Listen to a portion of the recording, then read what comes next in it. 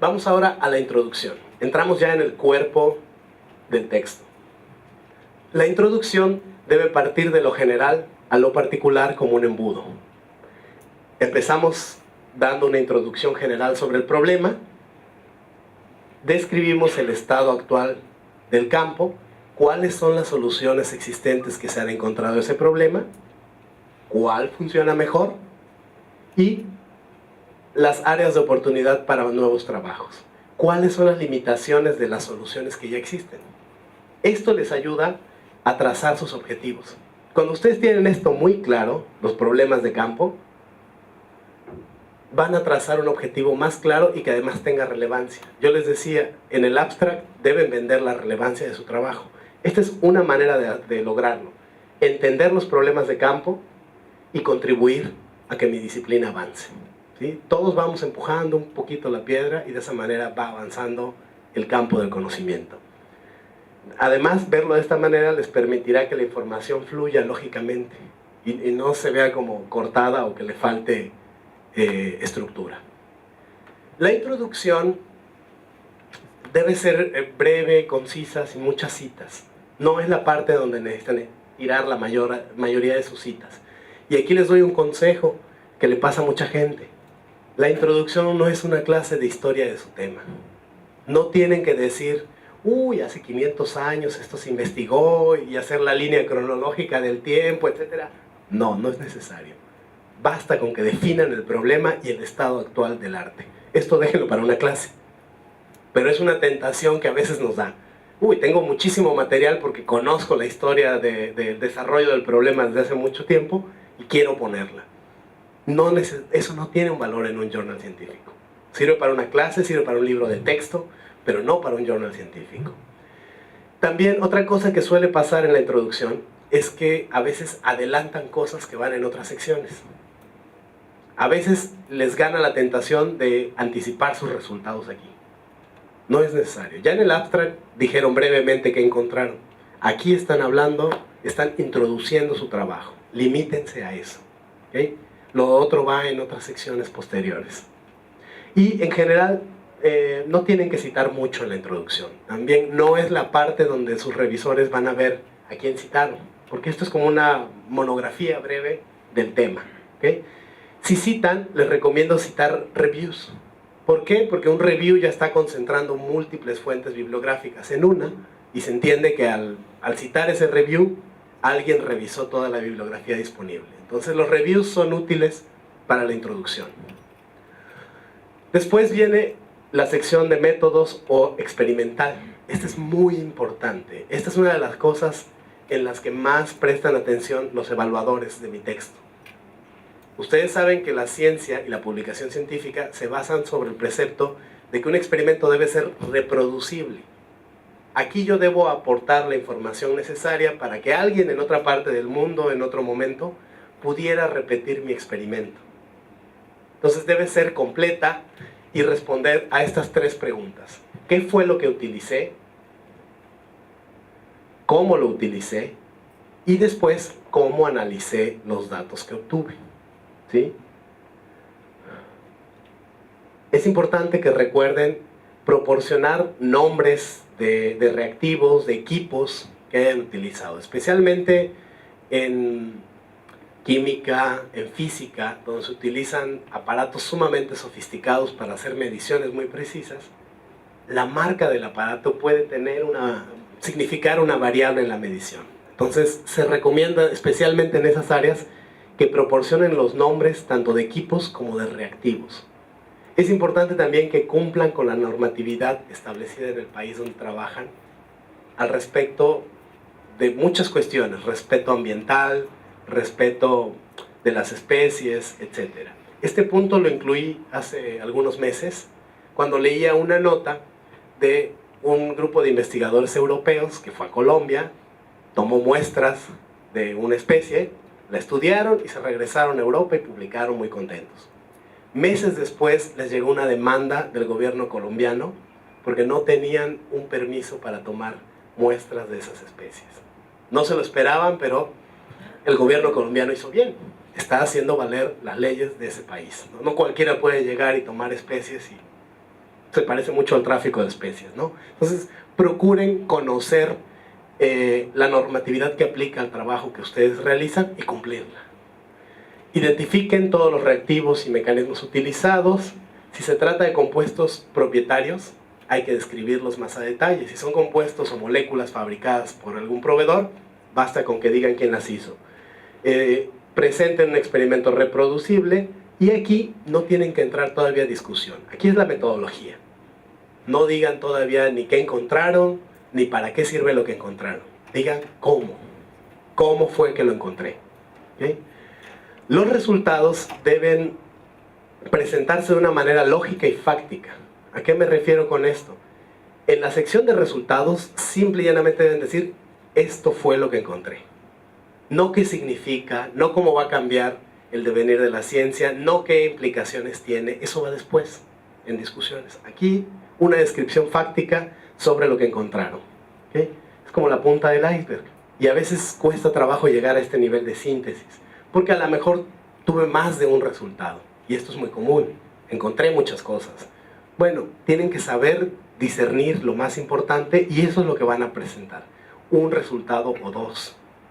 ¿Sí? No más. A lo mejor encontraron muchas cosas que vale la pena trabajar en otro trabajo, valga la redundancia, retomar en otro trabajo.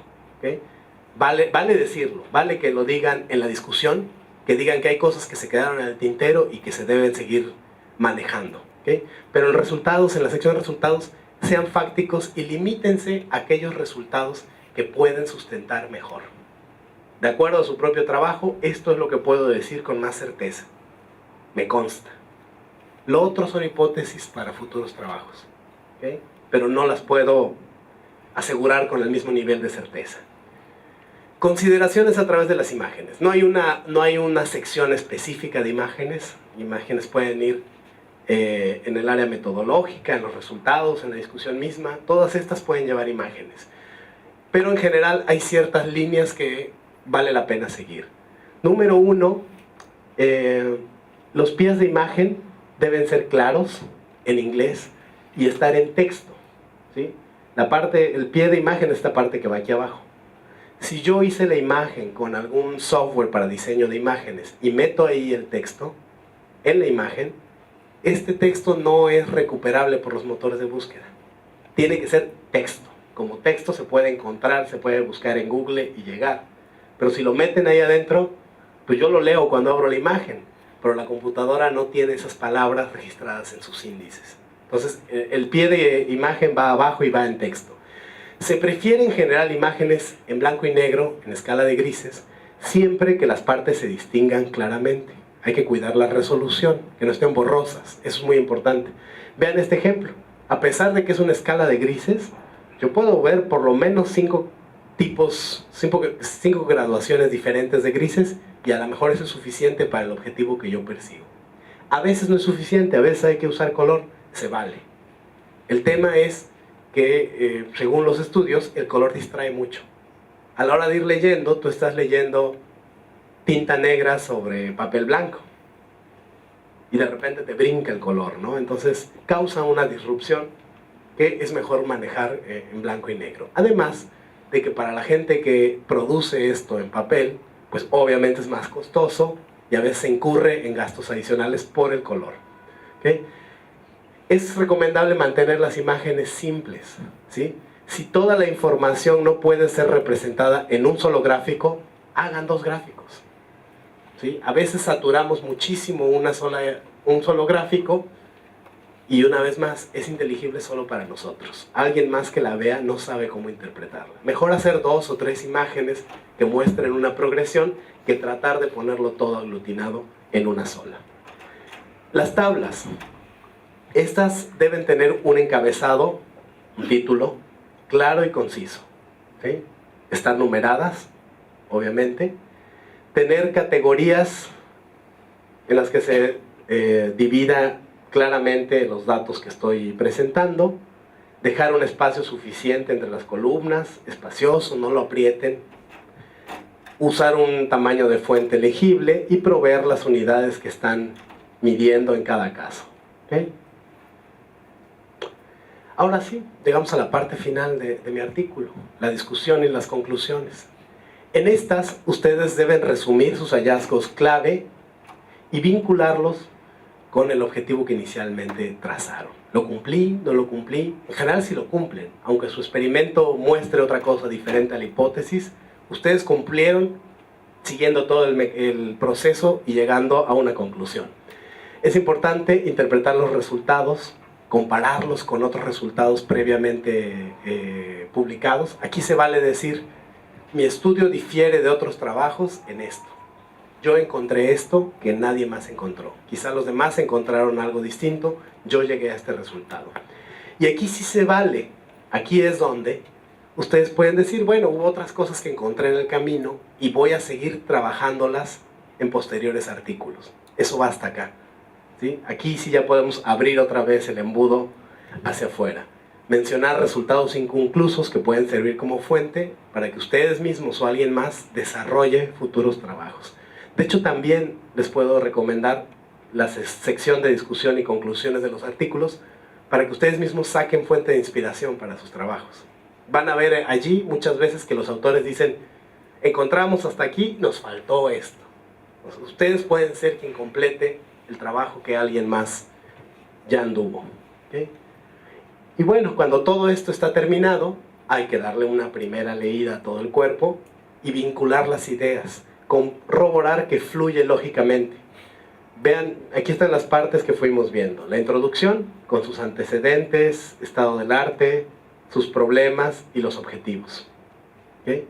Y vamos a ver si los objetivos que fueron planteados con base en los vacíos o áreas de oportunidad que yo encontré, se demuestran con los resultados a los que llegué. ¿Okay? Y lo mismo, la relevancia de mi trabajo va a abonar al estado del arte que inicialmente detecté un área que faltaba cubrir. Esto es un trabajo redondo, en el que ustedes pueden hacer estos saltos de rana, el trabajo es coherente, el trabajo es redondo, cumple el objetivo que fue trazado. Yo veo que a menudo nos pasa muchísimo a los autores latinoamericanos, tenemos muchísimo material para publicar y a veces no sabemos delimitarlo, no sabemos trazarnos un objetivo cumplible. Entonces nos ponemos la soga al cuello nosotros solos. Trazamos un objetivo enorme, que es muy difícil de cumplir, y bueno, se complica la existencia, nos complicamos la existencia innecesariamente. ¿Okay? Esto es a lo que tenemos que aspirar, a que el trabajo pueda tener esa redondez, le llamo yo. Vean un ejemplo. Aquí tomé de un artículo publicado en el 2012 ciertas frases que están a lo largo del texto y que me dan la idea de lo que acabo de mencionarles, de esta completitud. ¿Okay? En la introducción ese trabajo dice, nuevas formas para tratar o prevenir el cáncer del pulmón son necesarias. Ahí está el problema. Ahí está el problema que voy a atacar. Este estudio exploró la hipótesis de que la inhibición de TNKS podría inhibir el crecimiento del cáncer pulmonar. Hipótesis, objetivos, ¿okay? Trazados en función de ese problema que ya detecté. Luego viene toda la discusión, la metodología, etc. Y al final, en la conclusión, dice, la inhibición farmacológica o genética de los TNKS1 y TNKS2 reduce efectivamente la proliferación del cáncer de pulmón.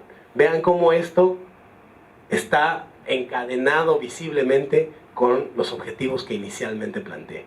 Un trabajo exitoso. Más allá de que su hipótesis se confirme, es exitoso porque fluye, porque es lógico. ¿Okay? Último punto al respecto de la estructura, las referencias bibliográficas. Hay muchas cosas que decir de las referencias bibliográficas. Lo más importante es que citen correctamente toda afirmación que usen que pertenezca a alguien más. Una mala cita, una cita mal hecha, puede hacer ver su trabajo como un plagio. Ojo, a lo mejor ustedes lo hacen de buena intención, lo escriben de buena intención, pero no citaron correctamente. Eso puede parecer que están plagiando a alguien más. Por eso es tan importante esta sección. Y les recomiendo usar algún software de gestión de referencias bibliográficas. ¿Ustedes utilizan actualmente ya alguno? ¿Quién ya utiliza software de referencias? Bastante, todavía falta. Hay muchos softwares La mayoría de estos son de acceso libre, gratuito, hay uno que otro que es de cobro, pero ya la gran mayoría son de acceso libre. Más que decirles cuál es mejor, ¿sí? Les estoy compartiendo aquí un enlace donde hacen una comparación bastante adecuada, me parece a mí, en la cual quizá lleguen a la misma conclusión que yo. No hay uno que sea mejor que otros a priori. Simplemente sirven para objetivos diferentes y específicos. Por ejemplo, EndNote es el más popular. Todo el mundo lo conoce porque lleva 30 años de existencia. Es un software con mucho respaldo y muy ágil. Mendeley es muy social. Sí, en Mendeley ustedes pueden tener listas de bibliografía que compartan con sus colegas, que comenten, permite esa interacción social. Papers, por ejemplo, no es solo un software de referencias bibliográficas, además te ayuda a darle formato a todo el documento. O sea, que lo usas como un procesador de palabras, allí mismo. ¿Okay? Word, pues ya trae un módulo para manejar ahí las citas. ¿Okay? Es efectivo para formatearlas, está en el Word ya. Sin embargo, no te permite tener una base de datos en línea con todas tus referencias. ¿Okay? Cada uno tiene una ventaja y un bemol, depende de lo que ustedes quieran. Por eso lo ideal es darle una leída a esto y saber cuáles hay y ustedes posteriormente elegirán. Algunas consideraciones sobre las referencias. Procuren referencias actuales. En general se recomienda 5 años a la fecha, pero esto tómenlo con sus matices. Cada área del conocimiento es distinta. Hace rato en la sesión de la mañana nos preguntaba una colega, híjole, ¿puedo citar algo del 90? ¿De qué área del conocimiento? Psicología, por supuesto. Así que sigue allí, ¿no? No se ha movido mucho. Pero quizás si estamos hablando de genética, informática, una referencia de 1990 puede ya no ser muy válida. ¿Okay? Lo que quiero decirles con esto es que en algunas disciplinas la temporalidad da autoridad. Lo que logra sobrevivir 20 años es más válido que antes, y en otras no, en otras al contrario, lo desautoriza, ¿no? Entonces, eso depende de su área del conocimiento. Conozcan el formato que en la guía de publicación del journal les está pidiendo, ¿sí? Y formatéenlo de acuerdo a eso. Los softwares son muy útiles en eso, porque ya le dices, dale formato APA, no era APA, es Vancouver, bueno, ahora dale Vancouver, y te lo cambia rápidamente sin que hagas nada. Pero sí es necesario que revisen la puntuación. ¿Qué pasa con estos softwares? Si ustedes en el campo autor pusieron un espacio al final, pues ese espacio lo va a poner y entonces el punto ya se movió. Quedan detallitos así que vale la pena que los revisen. No porque ya lo hizo el software, ya está bien hecho. Denle una revisada, especialmente a la puntuación. Eviten en la medida de lo posible citar manuscritos que aún no han sido publicados. No porque sean malos, sino porque sus revisores no tienen acceso a esos documentos. ¿Cómo pueden validar lo que están diciendo? Es probable que les pidan una copia del texto para leerlo. Entonces traten de evitarlo para que no tengan que hacer eso, mandar, revisar, etc. En la medida de lo posible, evitar artículos en lenguas locales, prefieran el inglés, porque saben que sea chino, sea alemán, sea inglés, mi revisor lo va a poder leer, ¿sí? Si yo le pongo un artículo en español, quizá algunos los voy a meter en problemas para verificarlo, ¿no? Y muy importante, esto es muy importante, nunca citen una publicación de oídas, digo yo. Es decir, vieron una cita en un artículo y citan a lo que está citado como si ustedes lo hubieran leído. No hagan eso. Si consideran que es importante, vayan, busquen el texto y verifiquen si realmente les sirve. Si no, vamos a generar un teléfono descompuesto. Cada quien va a ir deformando levemente el mensaje y al final ya se dijo otra cosa completamente distinta a lo que el autor original había dicho. Les había comentado que ya en los journals electrónicos, esto no pasaba en el papel, es posible adjuntar archivos y proporcionarlos como material complementario. Estos son datos que son importantes para el desarrollo del texto, pero que por la estructura del artículo, el limrad, pues no tienen cabida. Ustedes los pueden poner como anexos en el formato que quieran, ¿no? Aquí les estoy mostrando un ejemplo de un documento Word, pero pudo ser un Excel, pudo ser un PowerPoint, pudo ser un software, lo que sea, ¿sí? Esto es un complemento. Como tal, no es parte del artículo, no se va a publicar en la versión impresa, pero en la versión electrónica sí se puede adjuntar como un descargable. ¿Ok? Criterios de firma. La firma es la palabra clave que los identifica. Por eso es importante que tengan una firma única, que les permita distinguirse de otros autores y ser citados correctamente. Esto aplica para todos, pero para los latinoamericanos, además la cosa se pone más compleja por la estructura de los nombres.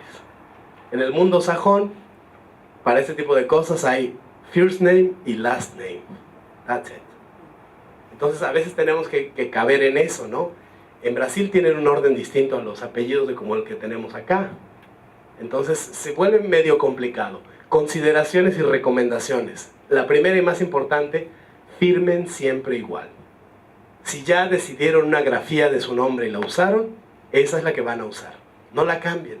Si lo hacen, van a tener unos trabajos con una firma, otros con otros, y para efectos de validación automática son dos autores diferentes. Dos nombres son dos autores. Yo firmé lo primero que publiqué como David Mourinho. Y que me perdone mi mamá, porque no puse el Carrillo. Pues ya así se quedó. Yo sigo como David Mourinho. Porque si ahora publico como Mourinho Carrillo, es otro autor. ¿Okay? Hay cómo revertir eso, pero lleva tiempo. Hay que escribirle a los editores, oye, me equivoqué, cámbiame el nombre. Y comprobar que sí son la misma persona. Es complejo. Evítenselo. Por eso les decía, muchas de estas cosas son más aplicables a quien apenas empieza que a quien ya lleva muchos años de experiencia. Porque quien ya lleva muchos años de experiencia, y me ha tocado casos, ya tienen ese problema. Que dicen, yo tengo con un nombre y con otro nombre, y cuando voy a pedir una beca, me cuesta trabajo comprobar que los dos nombres pertenecen a una sola persona. Evítense ese problema. ¿Okay? Lo que se recomienda en general es usar solo un nombre y usar solo un apellido. Como les digo que yo hice en mi caso, David Mourinho, punto. Pero ustedes pueden poner los dos apellidos uniéndolos con un guión como un apellido compuesto. ¿Sí? Esta práctica muy noventera está empezando a caer en desuso. Ya los autores más nuevos casi no lo hacen, pero en décadas pasadas era lo que más se hacía. Como este ejemplo, Gómez Pérez. ¿Sí? Ya es un apellido compuesto. En general se conserva el primer nombre de manera íntegra, y si quieren el segundo nombre, pues ponen solo una abreviatura. Yo recomiendo no ponerlo, porque se vuelve complicado. Un José Luis Pérez Gómez puede ser José L. Pérez, José L. Pérez-Gómez, JL Pérez Gómez. Se vuelve complejo. Váyanse a lo más simple posible. Tengan en cuenta que los apellidos con D, del, de la, de los, etc. tienen como letra inicial la D y se alfabetizan con esa. La manera correcta de poner de Unamuno, por ejemplo, sería D-Unamuno, no al revés, Miguel de Unamuno. No es en la U donde se alfabetiza. Hay algo que ya sirve para paliar un poco este problema. Se llama ORCID. ORCID lleva un registro de autores y a cada uno le asigna un número. Y ese número es como una matrícula única e irrepetible que no va a haber dos iguales. Muchas editoriales, y es el caso de Springer, por ejemplo, cuando ya mandas tu artículo, te piden tu ORCID. Por favor, ponga su número ORCID. Para las becas, hay muchas organizaciones que ya piden que des tu número ORCID también. ¿Okay? Lo que hacen en esta organización es que puedas tener todos tus trabajos, aunque pongas diferentes nombres, aquí sí se podría, el número es uno. ¿Sí? El número es lo que priva sobre los nombres. Entonces es una solución que se ha adoptado en los últimos años y funciona muy bien. Les recomiendo a todos registrarse en ORCID y tener su ID. Es gratuito, no cuesta nada. ¿Okay? Y también les recomiendo ResearchGate. A menudo alguno de ustedes publica su trabajo o algo o lo comparte por Facebook. La verdad es que se pierde en el mar de cosas sin importancia. ResearchGate es una red social especializada para compartir conocimiento científico. También es gratuita.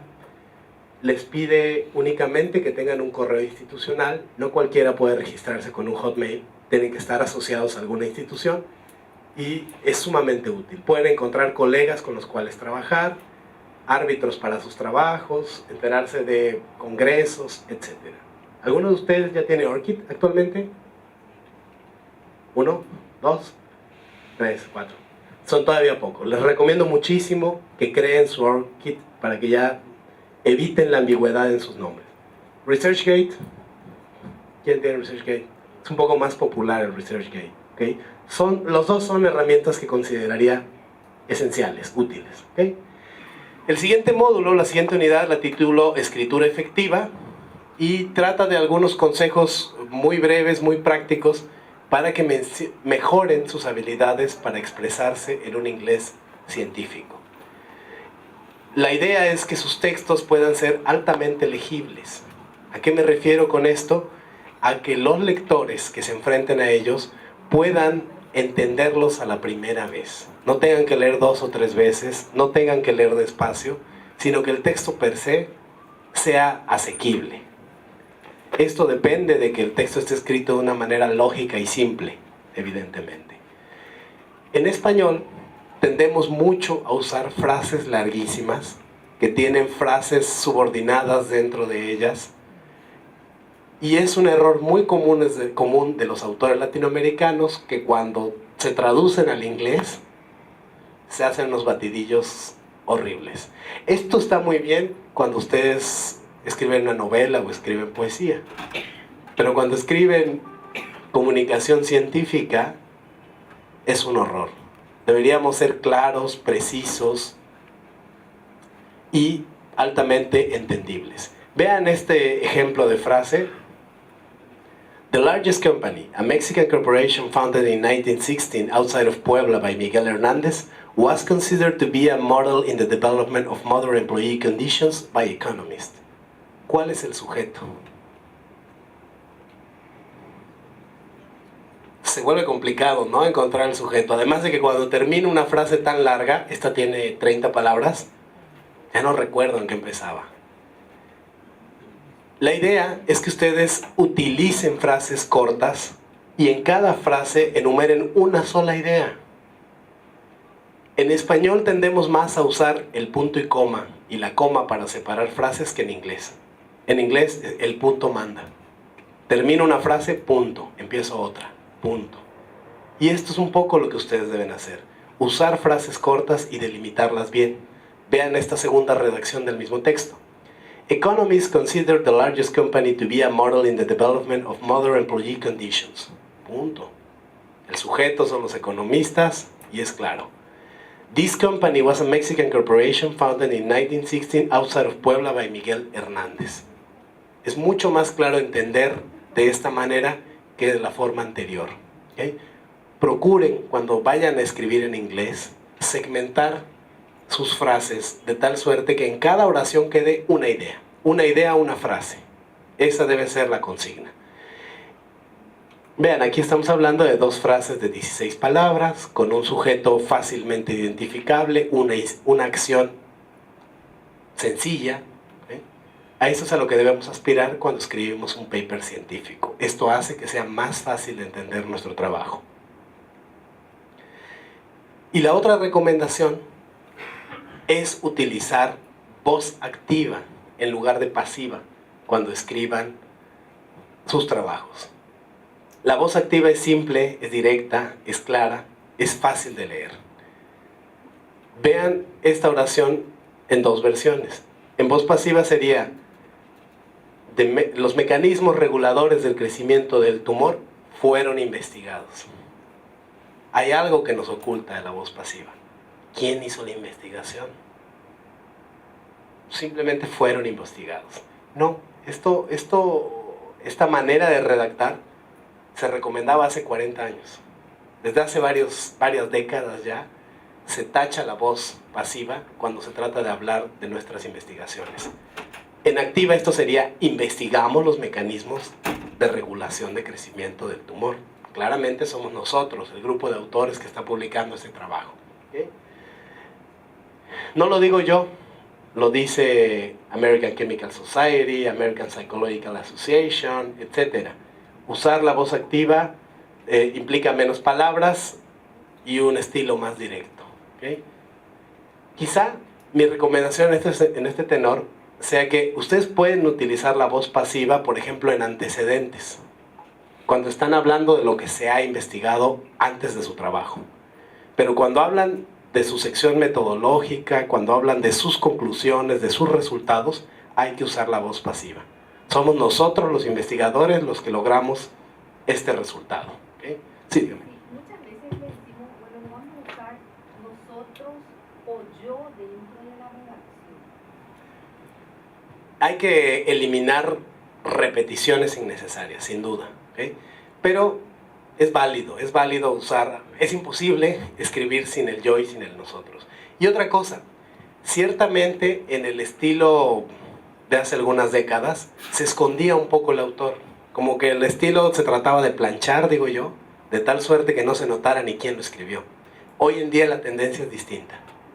Sí es necesario que yo diga qué parte hice yo mismo y qué parte fue desarrollada previamente y anteriormente. Entonces, como que hay un cambio de paradigmas en ese sentido. Sí se vale decir nosotros, yo es raro, porque en general los papers científicos tienen 2 o más autores, ¿sí? Hace poco vi un paper que habla del acelerador de partículas que está allá en Suiza. Tiene 6 páginas de autores. De autores. Son 360 y tantos autores. El documento tiene 3 páginas. Tiene más autores que palabras en sí. Obviamente, pues que es un resultado de un trabajo colectivo. Ya prácticamente la ciencia no se hace en solitario. Entonces sí se vale, no se preocupe por eso. Sí, porque en muchos lugares limitan la cantidad de autores. En España decían, bueno, lo que pasa es que sale un trabajo, son 6 personas, se divide el puntaje de trabajo entre estas 6, que si somos 10, tenemos menos puntos. Es así también. Vamos a verlo más adelante, cómo se distribuye la autoría. En realidad lo que hay es un autor principal y todos los demás tienen más o menos la misma puntuación. Si hay uno que lleva la voz cantante, el autor de correspondencia o autor principal, ese sin duda es el que lleva el puntaje. Voy a hacer una pausa, por favor dejen las preguntas al final porque si no, no vamos a terminar. Discúlpenme, ya no voy a tomar más preguntas. Y por ustedes, para llegar al final, con gusto las resolvemos todas al final, pero si me empiezo a parar, ya no llegamos, se los juro. Ok. Vean esto, aquí hay otra cosa interesante. En inglés se utiliza mucho algo que se llama punto de tensión, stressing point. Esto tiene que ver con una parte de la oración que es la que crea una tensión cuando leo y tratamos de aprovecharlo para mantener al lector atento a lo que estoy escribiendo y para relacionar mis ideas frase a frase o párrafo a párrafo sin tener que repetir tantas veces lo mismo. Vean el ejemplo que tengo aquí. Hay 2 oraciones que dicen exactamente lo mismo, pero en un orden inverso. ¿Cuál de estas 2 oraciones sugiere que usted conseguirá un aumento de sueldo?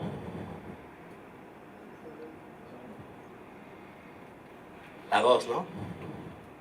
La primera dicen lo mismo, pero fíjense cómo el orden nos hace pensar otra cosa. ¿Qué es lo que pasa? Que en función siempre recordamos más la última frase la última parte de una frase. Y en función de esa, presuponemos lo que sigue. Es una operación natural de la mente. De lo que se trata este consejo es de que lo aprovechen, de que reconozcan que así funciona nuestra mente cuando leemos y que lo aprovechen. En la primera frase, usted merece un aumento, pero el presupuesto es ajustado. Uy. El que me haya dicho, pero el presupuesto es ajustado al final, me suena a excusa. Me suena a que me va a decir no. Lo mismo, son exactamente las mismas palabras. El presupuesto es ajustado, pero usted merece un aumento. Me da esperanza, ¿no?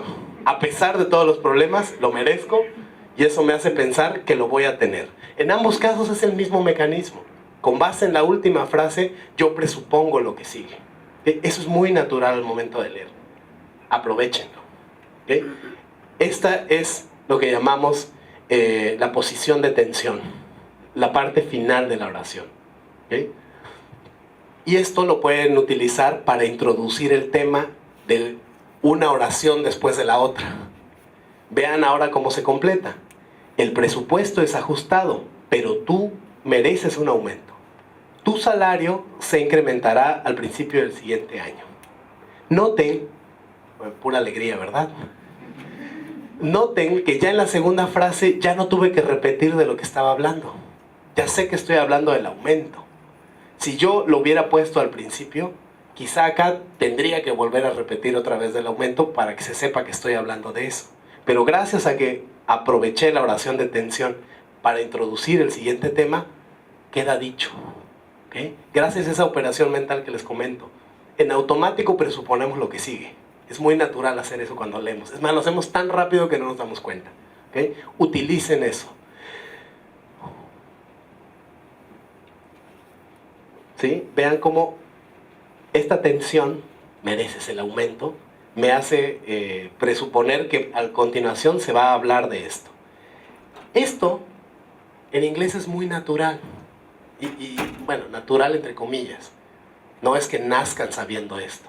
El tema es que en otros sistemas educativos a los niños se les enseña a escribir ensayos desde pequeños. Ustedes ven en las series y en las películas de los Estados Unidos como, de tarea tengo que hacer un ensayo de esto.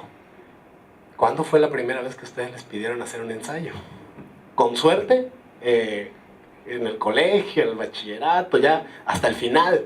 No nos enfrentan, no nos acostumbran a pensar lógicamente y a expresarnos lógicamente, desgraciadamente. Es una deficiencia, yo la veo en México, pero imagino que aquí debe ser similar. Tenemos esa deficiencia los latinos. ¿Okay?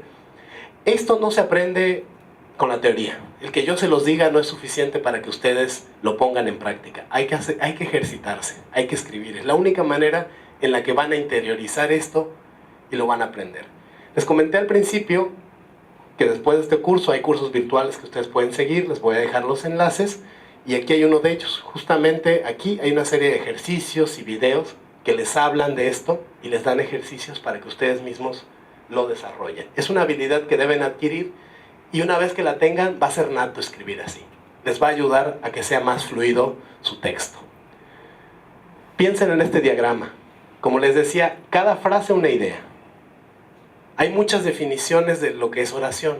La que más me gusta a mí, por simple, es la frase contenida entre dos puntos. Y por eso les decía, el punto es un signo vital para la escritura científica. Limiten una idea y empiecen otra. No aniden ideas dentro de ideas como matrushkas. Antes bien, relacionen una idea con otra a partir de ese punto de tensión. Ya vimos cómo hay una operación mental de anticipar lo que sigue. Úsenlo. Pongan allí algo que haga que el autor anticipe lo que sigue y que efectivamente tenga que ver con eso. Esta es la estructura a la que debemos aspirar al escribir. Vean cómo le da fluidez a un texto. El paciente fue al hospital a ver a un gastroenterólogo. El doctor, ya no tengo que repetir que se trata de un gastroenterólogo. Si yo hubiera puesto esto en pasiva y hubiera dicho, el gastroenterólogo fue visitado en el hospital por el paciente, la siguiente oración tendría que repetir gastroenterólogo para saber de quién estoy hablando, porque acabé con el paciente. ¿Okay? Entonces, esos ires y venires de la persona marean un poco al leer. Esto en cambio es más fluido. El paciente fue al hospital a ver al gastroenterólogo. El doctor, él, entonces efectuó una serie de pruebas diagnósticas. Los resultados, ¿de qué? Pues de la prueba diagnóstica. Ya no tengo que repetir, ¿sí? Los resultados mostraron que el paciente sufría de una infección bacterial. Se entiende que lo siguiente es consecuencia de estos. Antibióticos fueron prescritos para tratar la infección antes de que el paciente se muriera. ¿Qué? No dice así, pero pudo haber pasado, ¿no? Qué bueno que el doctor actuó a tiempo. ¿Okay? Como les digo, esto es muy común en inglés. En inglés están muy acostumbrados a escribir así. Nosotros tenemos que hacer el ejercicio de acostumbrarnos, sobre todo si nos vamos a dedicar a la comunicación científica. Como les digo, si van a hacer literatura, vale, no hay problema. Pueden seguir haciendo estructuras subordinadas, pero aquí hay que tratar de ser claros y de reducir al mínimo las palabras. Esto, como vieron, evitó que tuviera que repetir el mismo término varias veces. Y aplica no solamente de una oración a otra, aplica de un párrafo a otro. ¿Sí? Vean esta oración temática. El cáncer de pulmón es la causa principal de mortalidad para hombres y mujeres. Nuevas formas de tratar o prevenir el cáncer son necesarias. Y esto introduce la siguiente frase, el siguiente párrafo. Una terapia potencial o un objetivo potencial de la terapia para el cáncer de pulmón es el señalamiento del camino de WNTs. ¿Okay? Se entiende que esta parte, potencial terapia, tiene que ver con la posición que anteriormente definí al final. ¿Okay? Esta es la idea, que utilicen la posición de tensión en un texto, eso que hace presuponer lo que sigue, para efectivamente encadenar ambas oraciones. Estos son ejercicios muy breves. Al final les voy a dar libros de los cuales pueden tomar más ejercicios. Como les comento, tomé 3 o 4 cosas que considero muy importantes, ¿no?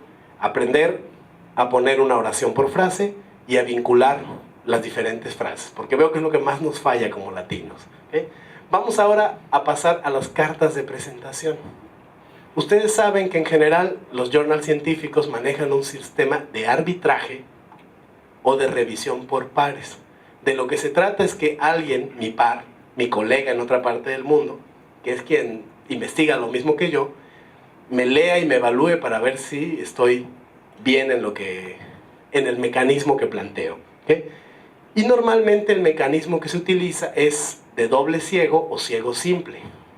Doble ciego significa el autor lo manda a una editorial, la editorial lo manda a un revisor, y ni el autor ni el revisor saben quiénes son.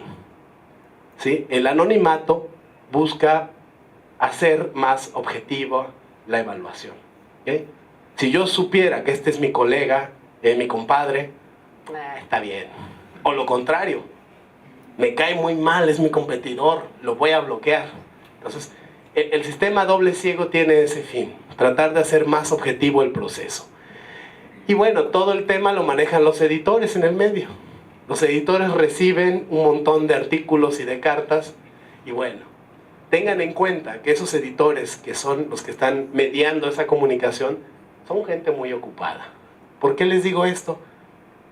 Siempre sus artículos van a ir antecedidos de una carta de presentación al editor.